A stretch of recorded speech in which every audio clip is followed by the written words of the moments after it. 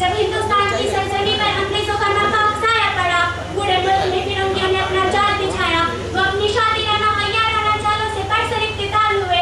मुल्क के हर कुत्ते पर उनका तसल्लुत हुआ। अंग्रेजों ने पाशिंगाने वतन के गले में महकूमी और गुलामी का फंडा डालना शुरू कर दिया। मुल्क की मासूम पाक-बाज ख़वातीन अंग्रेजों की ऐशो अय्याशियों का शिकार होने लगी।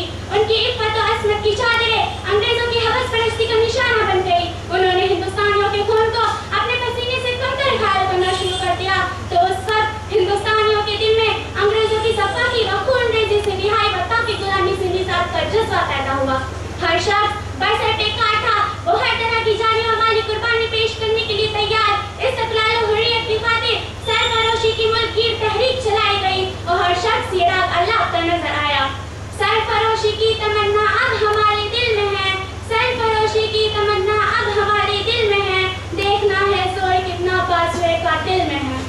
लेकिन वो कौन जिसे अंग्रेज हुक्मरान कांपते थे, वो मुआशरा जो अंग्रेजों की आंख का कांटा था, वो बिरादरी जिसका वजूद उन्हें बेचैन करते रहा था, वो जमात जिसकी इज्जत और इत्तेहाद से अंग्रेजों की नींदें हराम थी, वो पार्टी जिसकी इज्जत और इस्तिक़लाल से अंग्रेजों का पाए तक लर्ज़ा पर अंजाम था, वो यूनियन जिसके दमखम से पठान के ऐवान में खलबली मची रहती थी, वो फरीक जिसे अंग्रेजों ने अपना दुश्मन मुंतखब कर रखा था, वो गिरोह जिसे अंग्रेज अपने मुकाबिल और सबसे बड़ा हरीफ समझते थे, वो लीग जिसकी सजा तो ज़बरदस्ती ज़रा बलवेसी बन चुकी थी।